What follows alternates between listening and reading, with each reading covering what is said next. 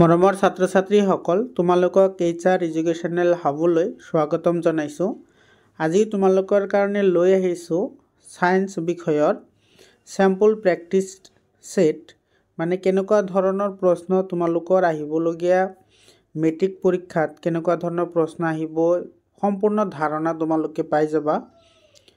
ইয়াৰ আগতেও আৰু দুটা স্যাম্পল প্ৰেক্টিছ সেট দিয়া হৈছে, যদি তোমালোকে চোৱা নাই তেতিয়াহ'লে সেই দুটাও চাই ল'বা। তাতে বহুত ৰিলেটেড বহুত ভাল ভাল প্ৰশ্ন আছে, যিবোৰ আহাৰ সম্ভাৱনা বহুত আছে এইবাৰ।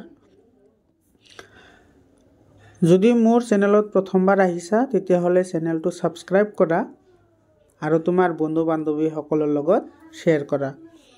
আৰম্ভ কৰিছোঁ। আজি 45টা কুৱেশ্যন আমি আজি কাভাৰ কৰিম।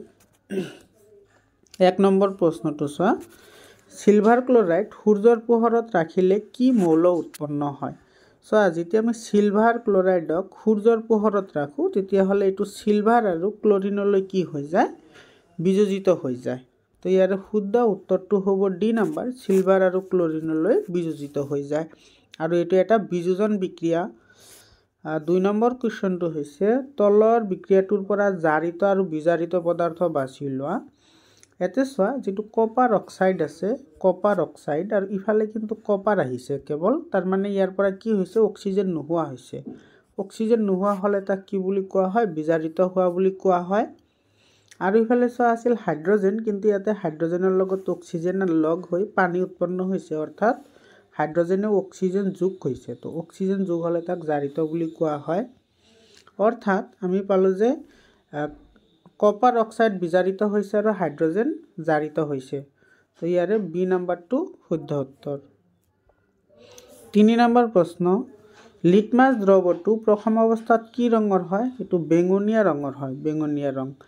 আৰু এটা কথা মনত ৰাখিবা, যিটো লিটমাছ দ্ৰৱ সেইটো লাইচেন নামৰ উদ্ভিদৰ পৰা সংৰক্ষণ কৰা হয় আৰু এই লাইচেন নামৰ যিটো উদ্ভিদ আছে সেই উদ্ভিদটো থেল'ফাইটা বৰ্গৰ অন্তৰ্গত, থেল'ফাইটা বৰ্গৰ অন্তৰ্গত, এইটো মনত ৰাখিবা।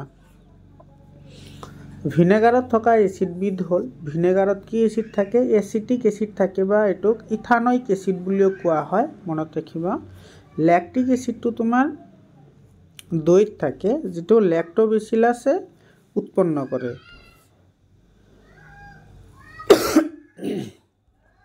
5 নম্বৰ, তলত দিয়া মৌলবোৰৰ পৰা ধাতু গল্প বাছি লোৱা। ইয়াৰ বৰণটো ধাতু হয়। 6 নম্বৰ, সোডিয়াম ধাতু ক'ত ডুবাই ৰখা হয়? এইটো কেৰাচিন তেলত ডুবাই ৰখা হয়।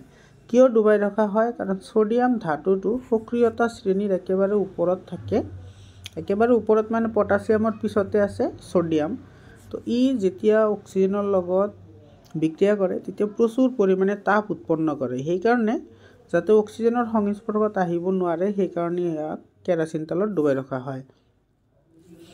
7 নম্বৰ, আইনীয় যৌগ মেগনেছিয়াম ক্লৰাইডৰ উতলাংক হ'ল, এইটো হ'ব 1665, ইয়াতে কেলভিনত দিয়া আছে।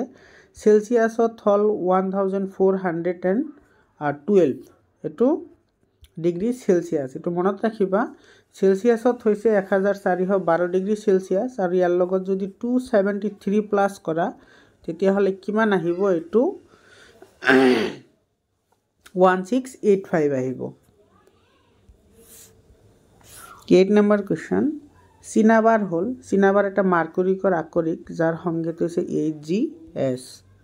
9 নম্বৰ, সমগণীয় শ্ৰেণী এটাৰ প্ৰতিটো অনুক্ৰমীয় যৌগৰ সন্নিহিত যৌগ এটাৰ পৰা কিহৰ পাৰ্থক্য থাকে? ইয়াতে এটা কাৰ্বন আৰু দুটা হাইড্ৰজেনৰ পাৰ্থক্য থাকে, অৰ্থাৎ ইয়াৰ শুদ্ধ উত্তৰটো হ'ব বি নম্বৰ, CH2 মূলকৰ পাৰ্থক্য থাকে। 10 নম্বৰ, এমনিয়াৰ আণৱিক সংকেত হৈছে NH3, মনত ৰাখিবা। NH4 মানে হৈছে এমনিয়াম, NH4 মানে এমনিয়াম আৰু NH3 মানে হৈছে এমনিয়া। 11 নম্বৰ, এলকিনৰ সাধাৰণ সংকেত এইটো CnH2n, যিটো CnH2n-2 এইটো হৈছে এলকাইনৰ আৰু CnH2n+2 এইটো হৈছে এলকেনৰ। তিনিওটা মনত ৰাখিবা।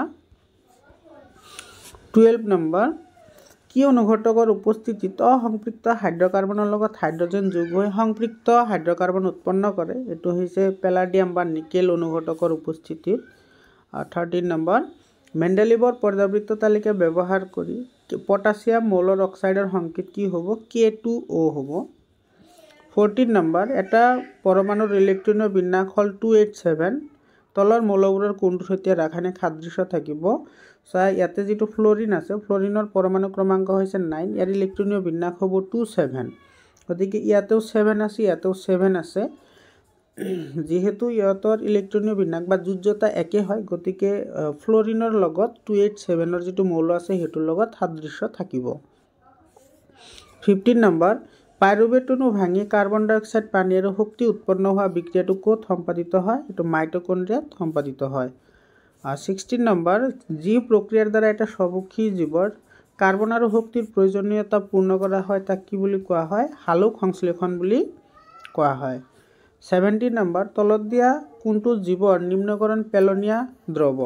জীৱৰ নিম্নীকৰণ মানে বায়োডিগ্ৰেডেবল যিবোৰ পচি যায় সেইবোৰক জীৱ নিম্নীকৰণ বস্তু বুলি কোৱা হয় ইয়াৰে শুদ্ধ উত্তৰটো হ'ব বি নম্বৰ আমৰ বাকলি 18 নম্বৰ যি সংযোজনী পদাৰ্থৰ প্ৰভাৱত গছৰ পাত হৰি পৰে এটো এপসাইচিক এসিড মনত ৰাখিবা এপসাইচিক এসিডক বৃদ্ধি আৰু ৰোধক হৰমন বুলি কোৱা হয় বৃদ্ধি ৰোধক হৰমন ইয়াৰ ফলত গছৰ পাত হৰি পৰে ফল পকে আৰু ফলবোৰ পৰিও যায় আৰু যেটো জিবাৰেলিন আছে জিবাৰেলিনৰ কাম হৈছে ফুল ধৰা ফল ধৰাত সহায় কৰা সাইটোকাইনিনৰ কাম হৈছে কোষ বিভাজনত সহায় কৰা আৰু অক্সিনৰ কাম হৈছে বৃদ্ধিত সহায় কৰা মনত ৰাখিবা গুটিকেটা 19 নম্বৰ তলৰ কোনটো তন্ত্ৰ প্ৰাণীদেহৰ বিভিন্ন তন্ত্ৰসমূহৰ মাজত সমন্বয় ৰক্ষা কৰে এটো হৈছে স্নায়ুতন্ত্ৰ 20 নম্বৰ পোহৰৰ দিশত উদ্ভিদৰ চলনক এটো পোহাৰণুবেগী বুলি কোৱা হয় আৰু যদি পৰাগৰেণু যদি পৰাগধানীৰ ফালে গতি কৰে তেতিয়া হলে হেতু কোৱা হয়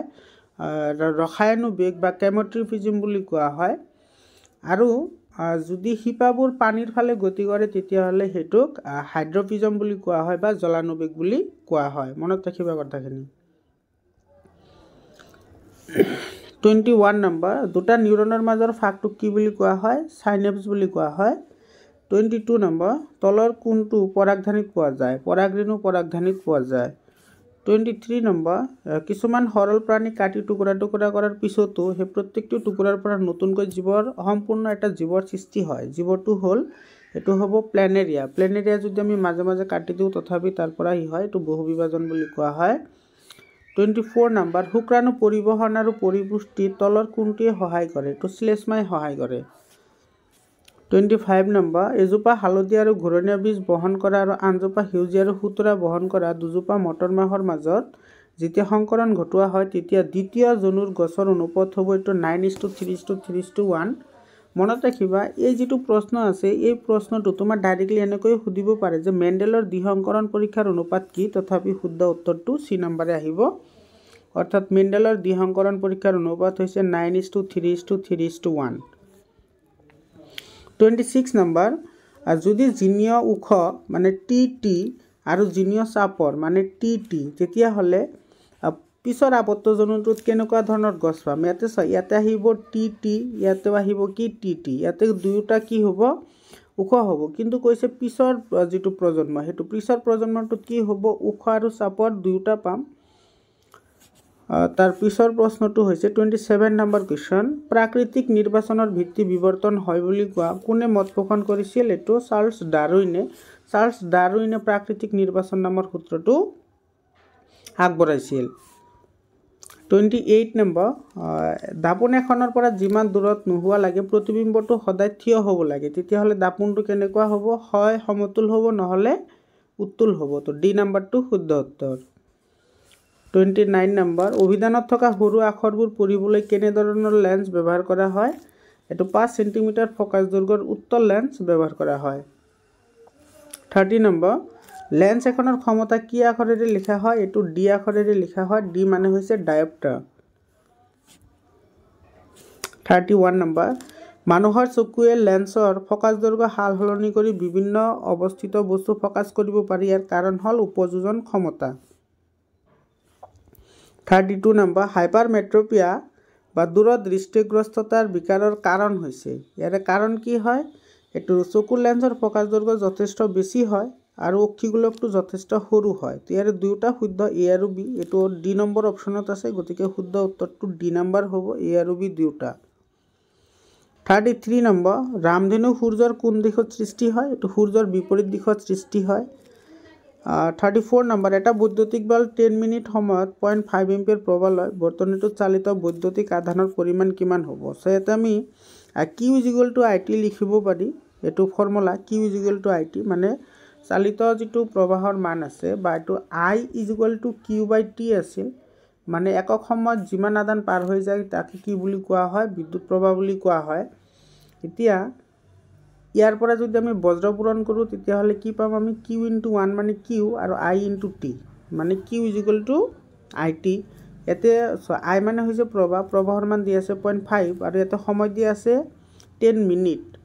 ইয়াতে যিহেতু মিনিটত দি আছে গতিকে এইটো আমি ছেকেণ্ডত নিব লাগিব। এতিয়া 10 আৰু 60 পূৰণ কৰিলে কিমান হ'ব? এইটো 600 হ'ব। 600ৰ লগত যদি আমি 0.5 পূৰণ কৰোঁ, 0.5 মানে হাফ, তো এইটো 600ৰ হাফ কিমান হ'ব? 300 হ'ব। ইয়াৰ শুদ্ধ উত্তৰটো হ'ব 300 কুলম। 35 নম্বৰ, বিভৱবেদৰ এছআই একক কি? বিভৱবেদৰ এছআই একক হৈছে ভোল্ট, কাৰ্যৰ একক জুল, ৰোধৰ একক ওম আৰু প্ৰবাহৰ একক হৈছে এম্পিয়াৰ। গোটেইকেইটা মনত ৰাখিবা। 36 নম্বৰ, চৌম্বক ক্ষেত্ৰত মুক্তভাৱে গতি কৰা অৱস্থাত প্ৰটন এটা নিম্নোক্ত কোনটো ধৰ্ম সলনি হ'ব পাৰে? আৰু ভৰ সলনি হ'ব পাৰে আৰু ভৰবেগ সলনি হ'ব পাৰে। ইয়াৰ শুদ্ধ উত্তৰটো হ'ব ডি নম্বৰ, এ আৰু চি দুয়োটা। 37 নম্বৰ, সলেনয়েডৰ ভিতৰৰ কি ধৰণৰ চৌম্বক ক্ষেত্ৰৰ সৃষ্টি হয়? এইটো সুষম চৌম্বক ক্ষেত্ৰৰ সৃষ্টি হয়। 38 নম্বৰ, ভাৰতৰ কোন ৰাজ্যৰ সৰ্ববৃহৎ বায়ু শক্তি পাম্প স্থাপন কৰা হৈছে? এইটো হৈছে তামিলনাডু। 37 নম্বৰ, সৌৰ কুকাৰ ব্যৱহাৰ কৰাৰ বাবে উৎকৃষ্ট দাপোন হৈছে? এইটো অৱতল দাপোন ব্যৱহাৰ কৰা হয়। শুদ্ধ উত্তৰটো ইয়াৰে চি নম্বৰ হ'ব, অৱতল দাপোন ব্যৱহাৰ কৰা হয়। 40 নম্বৰ, তলত দিয়া কোনটো গেছ বিষাক্ত? ইয়াৰে অজন যিটো গেছ আছে সেইটো বিষাক্ত হয়। এইটো বিভিন্ন ধৰণৰ চৰ্মৰোগ বা এইটো বিভিন্ন ধৰণৰ শ্বাসজনিত ৰোগৰো সৃষ্টি কৰিব পাৰে। স্থলজ পৰিস্থিতিত সেউজীয়া উদ্ভিদে সিহঁতৰ পাতৰ পৰা সূৰ্যৰ পোহৰ কিমান শতাংশ সৌৰশক্তিয়ে ধৰি ৰাখিব পাৰে? এইটো 1% ধৰি ৰাখিব পাৰে আৰু সেই 1%ৰ সহায়তে সিহঁতে কি কৰে? খাদ্য প্ৰস্তুত কৰে। 42 নম্বৰ, বিশ্ব পৰিৱেশ দিৱস কেতিয়া পালন কৰা হয়? 5 জুন তাৰিখে বিশ্ব পৰিৱেশ দিৱস পালন কৰা হয়। 43 নম্বৰ, ইন্দিৰা গান্ধী কেনেল কোনটো ৰাজ্যত আছে? এইটো ৰাজস্থানত আছে ইন্দিৰা গান্ধী কেনেলটো। 44 নম্বৰ, মানুহৰ তন্ত্ৰত থকা ডেছ নামৰ বেক্টেৰিয়া পানীত থাকিলে জনা যায় যে এই পানী অণুজীৱৰ দ্বাৰা প্ৰদূষিত হৈছে। এইটো হৈছে কলিফৰ্ম নামৰ বেক্টেৰিয়া যদি পানীত থাকে তেতিয়াহ'লে আমি ক'ম যে সেই পানীখিনি কি হৈছে? প্ৰদূষিত আছে, পানীখিনি আমি খোৱাৰ উপযোগী নহয়। 45 নম্বৰ আৰু আজিৰ কাৰণে একেবাৰে শেষৰ প্ৰশ্ন, তলত দিয়া কোনটো নৱীকৰণযোগ্য শক্তি নহয়? ইয়াৰে জীৱাশ্ম ইন্ধনটো নৱীকৰণযোগ্য শক্তি নহয়, কাৰণ জীৱাশ্ম ইন্ধন এবাৰ ব্যৱহাৰ কৰিলে আকৌ ব্যৱহাৰ কৰিব নোৱাৰি আৰু ইহঁতৰ ভাণ্ডাৰ সীমিত। মৰমৰ ছাত্ৰ ছাত্ৰীসকল, আজিৰ কাৰণে এইখিনিয়ে। তোমালোকে ভালদৰে লিখা পঢ়া কৰা আৰু আমি অহাকালি আলোচনা কৰিম কেইবাটাও জিলাৰ MCQ ডিটেইলছ আলোচনা কৰিম। ধন্যবাদ।